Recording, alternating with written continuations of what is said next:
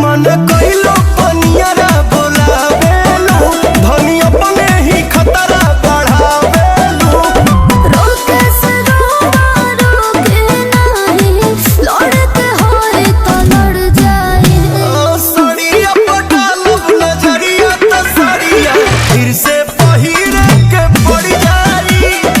सड़िया पटालब नजरिया तो सड़िया फिर से पहिरे के पड़ जाई पड़ जाई।